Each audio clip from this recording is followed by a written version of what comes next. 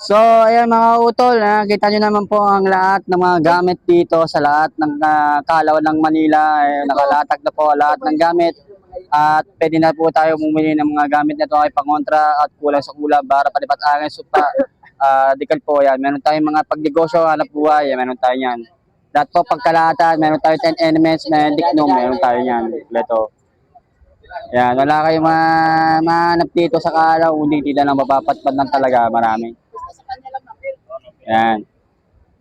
So, dito rin kay Jake, yan. Yung pinaka-redes na yun ng mga bagong labas na yun, mga bagong agimat yan, mga mutya.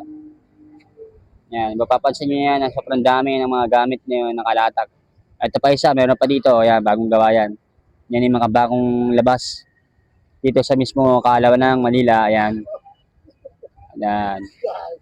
At saka, marami kayong makukuhang gamit at marami kayong makukuhang kaalaman sa mutya or kalikasan yan.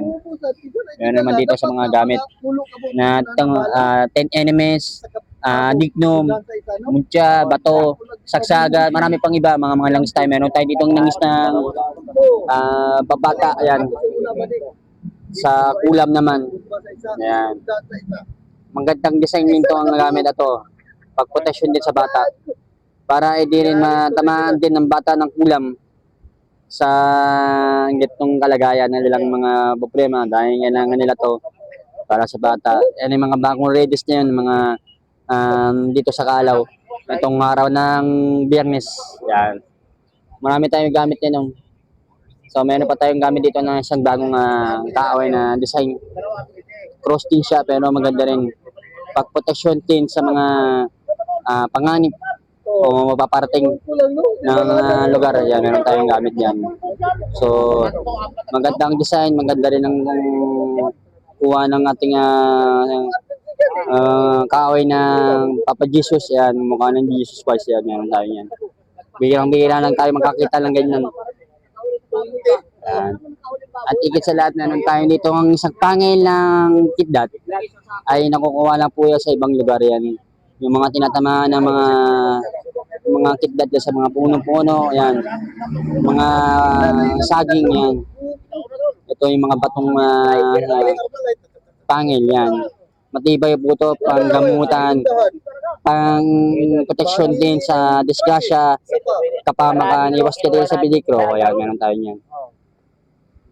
At meron din tayo ditong isang bagong gamit. Meron tayong batong mutya ng tiger. Ayan, meron tayo yan. Sa lakas po, sa lakas at saka gabal. At pagdepensa rin po sa gamit. Meron tayo dyan. Hindi tayo mawawala ng gamit dahil nandito lang po tayo sa Kalaw. Laging nakalatag ang ating gamit. Yan, lagi tayo nakabantay. Dito lang kayo mapupunta sa Kalaw. Marami kayo makikitang gamit na pangontra. Ayan. Marami tayong gamit dito na nakalatak. Yan, marami tayong nakalatang gamit. Kasi lahat ng gamit dito ay legit po. Meron tayong dito isang natatanging spiritual or mananakas ng ating gamit. Bato, naging bibig. Yan. Libon ni siya. Pero maganda rin ito pang dalatan. Sa negosyo, kabuhayan, pang depensa. Meron din po tagabulag din to. Maganda rin po ito sa gamit. Yan. Mirang-mira lang po tayo makakita ng itong klaseng mga mutya na ito na galing sa dagat ng shield na perlas na naging bato. Libon na libon yan. Yan tayo niya. At higit sa lahat, at yung pinakamalalakas natin na gamit tungkol sa mga proteksyon sa mga bala o talim, iwas din sa peligro. Ito ang tinatawag na kambal na saksagan na pinakamalaki. Biirang-biira lang makakita ng ganyang kalaking bugis na yun ng saksagan. Ayan. Dito lang kasi mismo mapapatpat lang sa Kalaw, walang makakakuha ng ganong karaming saksagan. Pinakamalakas na sandata na ating gamit. Ayan. At higit sa lahat, meron tayo dito ang mutya ng suso. Ayan, pangkalahatan din po. libon din yan, pero malit lang yan. Ginagamit din niya sa negosyo, ginagamit din yan pagproteksyon. Iwas din sa pinigro, iwas din sa panganib. Yan. Ang ganda rin mo yan. At meron din tayong gamit dito na bulalakaw na nakuha ng tira ng kapre. Ayan. Bulalakaw electine. Ayan. So, yan. At saka meron tayo nitong langis. Hindi matatawaran natin langis na yun. Pamampahid sa mga gamit at sa bao ng manay o libon o naman ng mga pwedeng igwit ka sa gamit. Yan, meron tayo dyan. Kaya ito lahat ng gamit natin.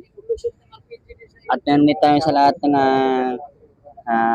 kalikasan o sa ating mga members sa ating mga group ng Aring Bakal. Ito ang patungkumpukan ng pinakabagong latest na yun. Bato siya, naging dikit-dikit po. Yan. Hindi po ito fake patungkumpungan talaga siya. Yan. Kalikasan din yan. Ang ganda rin po ito sa negosyo. May lamit po ito sa pangdepensa rin po ito sa gabal. Tagling istinto, may ganda rin po ito ang panggalatan. Nagiging sa lahat, meron tayo dito muntya. Pinakamalakas na ito yung gamit nito na ng mga antingero na nasisimula pa lang yan. Malakas po ito yan. Ginagamit po ito nila to. Yan. Kaya maraming salamat nga pala sa lahat ng nanood sa akin ng YouTube channel.